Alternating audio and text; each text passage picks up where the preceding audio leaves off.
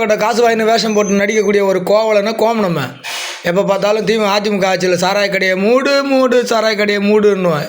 அப்புறம் மழை வெள்ளம் வரும்போது எங்கள் உணவு பொட்டலம் தான் கிடைக்கல, வீட்டில் அடுப்பு வச்சு சோறு வடிக்கலை, நடந்து போக முடியலை, நாடு எங்கே நாறுது, வீடு எங்கே நாறுது, அது போகுது இது போகுதுன்னு சொல்லுவான் மனுஷன். மழை தண்ணி வடியலை, காவாக்காய் தண்ணியும் கக்கூஸ் தண்ணியும் ஒன்றா வந்துடுது. இப்படி வேஷம் போட்டுன்னு காசு வாங்கின கத்துவான் அந்த மனுஷன். எங்கே அந்த மனுஷனை காணோம்? இது மாதிரி எவ்வளோ பேரை நடிக்க வச்சுக்கிறாங்கன்னு தெரியுமா? பணம் கொடுத்து சினிமா எடுக்க தான் நடிக்கிறாங்கன்னு இல்லை. இவங்க இந்த சினிமா துறையில் இருக்கிறவங்க எல்லாருமே கூட்டு வச்சு நடிக்க வைக்கிறாங்க. எதுக்காக? ஆட்சியில் வர்றது உண்மையை சொல்ல முடியல, ஆட்சியில் கிடையாது சாதனையை சொல்ல முடியல. அதுக்கு பதிலாக ஆட்சிக்கு யார் வந்துடுவாங்களோன்ற பயத்தில் அவங்க மீது விமர்சனன்ற பேரில் இவங்க நடிக்க வைக்கிறாங்க. புரியுதுங்களா? அரசியலை நடத்துறதுக்கே இவங்க சினிமா துறையில் இருக்கிறவங்க இட்டுன்னு வந்தால் நடிக்க வைக்கிறாங்க.